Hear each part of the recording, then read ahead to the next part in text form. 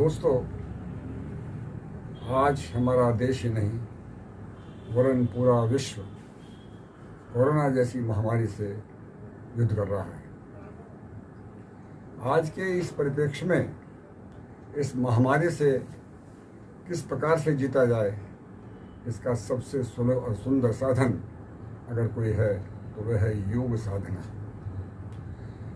एक आम अवधारणा है कि योग का सूत्र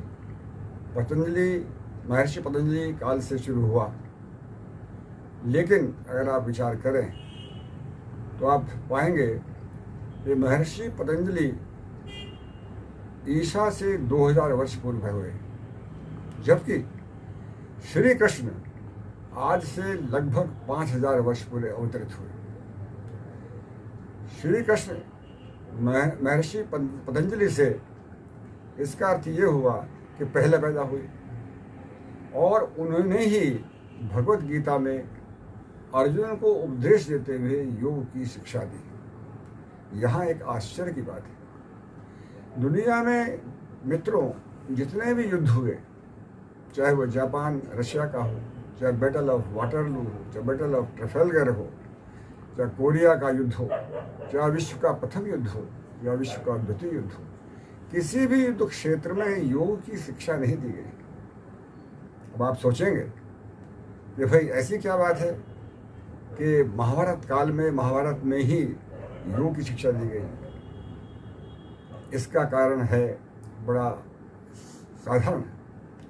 आप ये जानते हैं कि जब दोनों कौरवों और पांडवों की सेनाएं आमने सामने युद्ध के लिए तत्पर हुई, तो अर्जुन ने कृष्ण को अपने रथ को दोनों सेनाओं के बीच में लाने का निवेदन किया।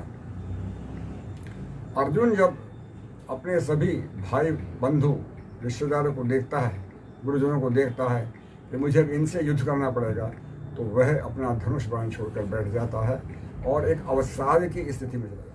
अर्जुन श्री कृष्ण से स्पष्ट कहता है, न कांक्षे विजयं कृष्ण न च राज्यं सुखानि च किं नो राज्येन गोविंदं किं भोगैर्जीवितेन वा।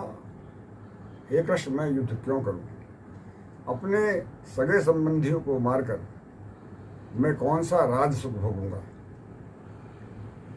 मुझे इस प्रकार का सुख, इस प्रकार की विजय नहीं चाहिए जो रक्त रंजित हो। अब आप देखिए, अवसाद की इस स्थिति से कृष्ण उसको जो है योग की शिक्षा देते हुए किस प्रकार से युद्ध के प्रति प्रस्तुत करते हैं, और अंततोगत्वा अर्जुन युद्ध करने के लिए तैयार हो जाता है। इस योग का सूत्र गीता जी के 6 अध्याय के 17वें श्लोक में जो है लिखा गया है, युक्ताहार विहारस्य युक्तेषु कर्मसु युक्त स्वप्नावोदस्य योगो भवति दुखा। योग में इतनी शक्ति है कि वो प्राणी मात्र के समस्त दुखों का अंत कर सकता है, लेकिन आवश्यकता इस बात की है कि हम अपने जीवन को संयमित करें।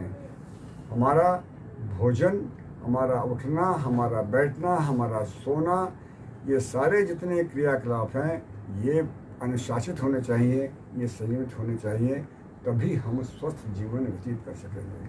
और अगर हम स्वस्थ जीवन व्यतीत कर सकेंगे और स्वस्थ होंगे, तभी हमारा मस्तिष्क भी स्वस्थ होगा। स्वास्थ्य जो है कि जहाँ तक संबंध है वो केवल शारीरिक ही नहीं, मानसिक रूप से भी हमको स्वस्थ होना चाहिए। और यही मानसिक दृढ़ता कृष्ण ने इस योग के सूत्र द्वारा अर्जुन के अंदर अपनी प्रेरणा से, अपने ज्ञान से दी, और तब अर्जुन जो है युद्ध में प्रवृत्त हुआ। तो आज के इस जीवन शैली में आवश्यकता इस बात की है मित्रों कि हम अपने समस्त क्रियाकलापों को, जैसे सोना है, जागना है, बैठना है, उठना है, इन सबको संयमित करें। और संयम ही वास्तव में योग का आधार है। या निशा सर्वभूतानां तस्याम जागृति संयमी। जो संयमी है वही योगी है। तो अगर जीवन में आप संयम लाएंगे तो आप स्वस्थ रहेंगे, और आप स्वस्थ रहेंगे तो आपके अंदर प्रतिरोधक क्षमता बढ़ेगी, और ऐसा होने से जो आपकी इम्यूनिटी होगी वो समस्त रोगों से, समस्त महामारियों से लड़ने में आपको सक्षम बनाएगी। और अगर आप इस जीवन शैली को योग द्वारा जो है सशक्त करते हैं, तो मेरा विश्वास ही नहीं, मेरा ये संकल्प है कि प्राणी मात्र जो है इस एक कोरोना जैसी महामारी, क्या किसी भी महामारी से लड़ते हुए सफल हो सकता है। धन्यवाद।